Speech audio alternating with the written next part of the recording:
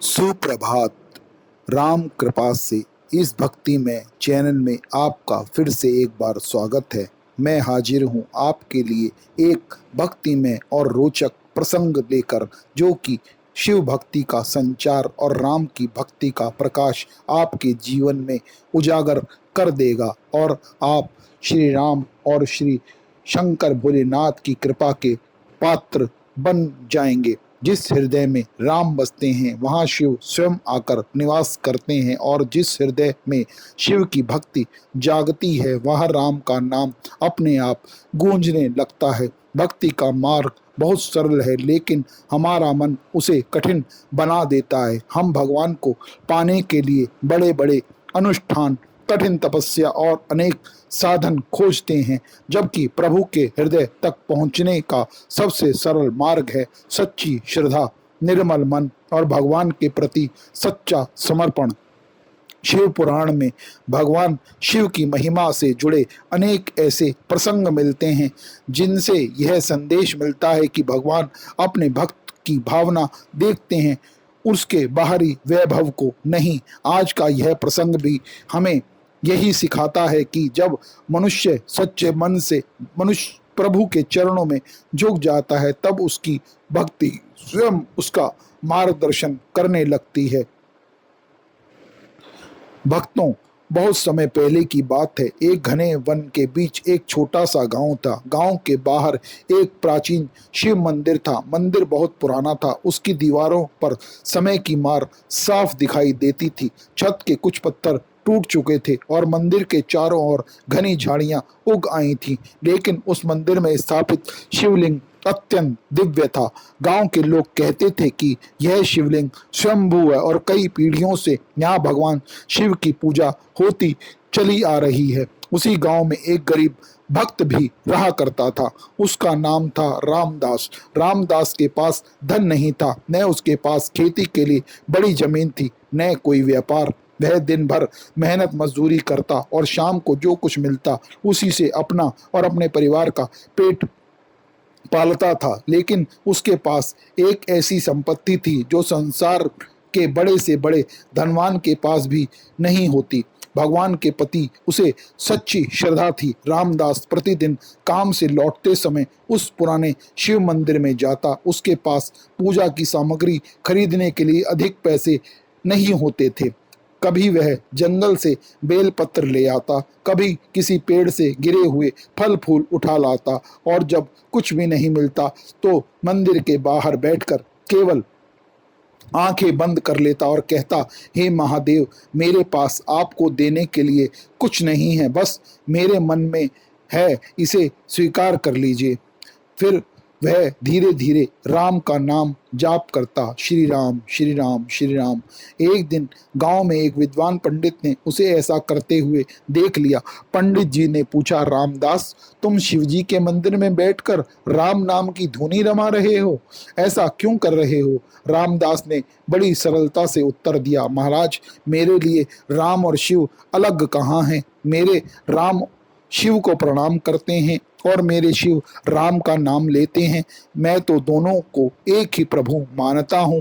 पंडित जी मुस्कुराए और बोले, तुम्हारी बात में प्रेम तो है, लेकिन शास्त्रों को समझना इतना सरल नहीं। रामदास ने सिर झुका लिया, महाराज, मुझे शास्त्र नहीं आते। रामदास ने पुजारी जी से ऐसा कहा। उसने कहा, मुझे तो बस अपने भगवान पर विश्वास करना आता है। एक बार गांव में भयंकर अकाल पड़ गया। बारिश हुई ही नहीं, तालाब सूख गए, कुएं का पानी भी बहुत नीचे चला गया। लोगों के घरों में अन्न भी समाप्त होने लगा। रामदास के घर में भी कई दिनों से चूल्हा ठीक से नहीं जला। उसकी पत्नी ने एक रात दुखी होकर उनसे कहा और बोली, अब क्या होगा? रामदास कुछ क्षण शांत रहा, फिर बोला, जिसने अब तक संभाला है वही आगे भी संभालेंगे। पत्नी बोली, लेकिन तुम भगवान श्री राम या भगवान शंकर से कुछ मांगते क्यों नहीं? रामदास ने कहा, मैं भगवान से मांगूंगा नहीं, मैं उनसे अपना विश्वास मांगूंगा। यदि विश्वास बचा रहा तो बाकी सब अपने आप मिल जाएगा। अगली सुबह वह शिव मंदिर में पहुंचा मंदिर में जल चढ़ाने के लिए भी उसके पास जल नहीं था। वह खाली हाथ शिवलिंग के सामने बैठ गया। उसकी आंखों से आंसू निकलने लगे। उसने कहा, महादेव, आज मेरे पास चढ़ाने के लिए जल भी नहीं है, फूल भी नहीं है, बेलपत्र भी नहीं है, लेकिन आज मैं आपको अपना दुख देने आया हूँ। फिर उसने हाथ जोड़कर कहा, हे प्रभु, यदि मेरे जीवन में मैंने कोई पुण्य किया हो तो उसका फल चाहे आप मुझे मत देना, लेकिन मेरे गांव वालों को उसका फल जरूर दे देना। इतना कहकर वह श्री राम नाम का जप करने लगा। श्री राम श्री राम श्री राम कहते हैं उस क्षण मंदिर के भीतर एक अद्भुत शक्ति का संचार होना शुरू हो गया। हवा अचानक रुक गई। मंदिर का दीपक जो बुझने वाला था वह बिना तेल जलाए ही तेजी से जलने लगा। रामदास ने आंखें खोली। उसे लगा जैसे शिवलिंग से एक दिव्य प्रकाश निकल रहा हो। वह यह देखकर अद्भुत प्रकाश से घबरा गया। तभी उसे शिवलिंग के भीतर से एक आवाज आती सुनाई दी, जैसे कह रहा हो, भक्त, तूने आज मांगा क्या? रामदास ने हाथ जोड़कर कहा, प्रभु, आप अपने लिए कुछ नहीं, मैंने तो सिर्फ गांव वालों के लिए ही सब कुछ मांगा है। आवाज फिर आई, और अपने लिए मांगने से तुझे किसने रोका है? रामदास बोला, महादेव, आप मेरे हैं। जब आप मेरे हैं तो मेरे लिए चिंता कैसी? यह सुनकर वातावरण और भी दिव्य हो गया। रामदास की आंखों से आंसू बहने लगे। उसने कहा, प्रभु, यदि मुझसे कोई भूल हुई हो तो उसके लिए मुझे क्षमा कर देना। बस मेरे गांव पर आप कृपा करते रहना। उसी रात आकाश में बादल घिर आए। पहले हल्की हवा चली, फिर बिजली चमकी और देखते ही देखते तेज वर्षा शुरू हो गई। गांव के लोग अपने घरों से बाहर निकल आए। बच्चे खुशी से नाचने लगे। सूखे खेतों में पानी भरने लगा, तालाब भरने लगे और कई महीनों से सूखा पड़ा गांव फिर से जीवित हो गया। सुबह जब लोग शिव मंदिर में दर्शन के लिए पहुंचे तो उन्होंने देखा कि मंदिर के सामने एक बड़ा जलकुंड पानी से भर चुका था। लेकिन सबसे अद्भुत बात यह थी कि मंदिर के शिवलिंग पर ताजे बेलपत्र चढ़े हुए थे। किसी को पता नहीं कि वे बेलपत्र वहां कौन चढ़ा गया। रामदास चुपचाप शिवलिंग के सामने खड़ा हो गया। उसकी आंखों में आंसू थे।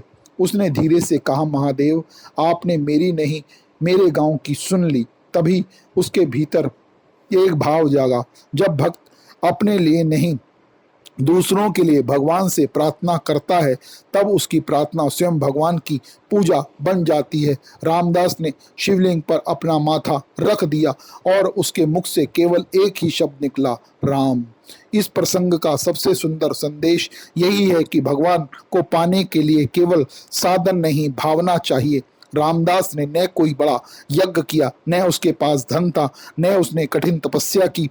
उसने केवल अपने मन को प्रभु के चरणों में रख दिया और उसके मुख पर राम का नाम था। यही वह भाव है जो राम और शिव की भक्ति को एक कर देता है। भगवान श्री राम स्वयं शिव का समन करते हैं और महादेव स्वयं श्री राम के नाम को अत्यंत प्रिय मानते हैं। इसीलिए यदि कोई भक्त राम नाम लेता हुआ शिव की शरण में जाता है तो वह किसी दूसरे भगवान के पास नहीं जा रहा, वह उसी परम सत्य की ओर बढ़ रहा है। हे भक्त, यदि आज तुम्हारे जीवन में कठिनाई है तो घबराना मत। यदि तुम्हारी प्रार्थना का उत्तर तुरंत नहीं मिल रहा तो निराश भी मत होना। कभी कभी भगवान हमारी इच्छा पूरी करने में देर करते हैं, बल्कि हमें उस योग्य बनाने में भी समय लगाते हैं, जिसके बाद हमें अपनी मांगी हुई वस्तु से भी बड़ी कृपा प्राप्त होती है। सुबह उठकर प्रेम से राम नाम लो, श्री राम, जय श्री राम, जय श्री राम, और फिर महादेव के चरणों में कहो, ओम नमः शिवाय। देखना धीरे धीरे तुम्हारे भीतर का भय कम होने लगेगा। तुम्हारे बिगड़े हुए काम बनने लगेंगे। तुम जो काम सोचोगे वह भगवान की कृपा से धीरे धीरे पूरा होने लगेगा, क्योंकि तुम अपना सब कुछ भगवान को अर्पण करते हुए चलो, जिससे कि तुम राम और शिव की कृपा के पात्र बने रहो, जिससे वह तुम्हारे जीवन में अपनी दया से उजाला करते रहें, क्योंकि भगवान की सबसे बड़ी कृपा यह नहीं कि वे हमारी समस्याएं तुरंत समाप्त कर दें।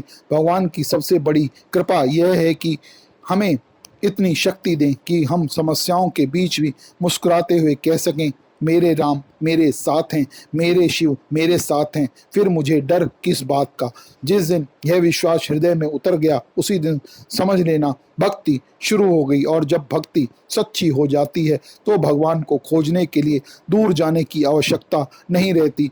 राम नाम जहाँ होता है वहाँ शिव की कृपा होती है, शिव का स्मरण जहाँ होता है वहाँ राम का प्रेम होता है, और जिस हृदय में दोनों का प्रेम बस जाए वह हृदय स्वयं तीर्थ स्थान बन जाता है। जय श्री राम, हर हर महादेव।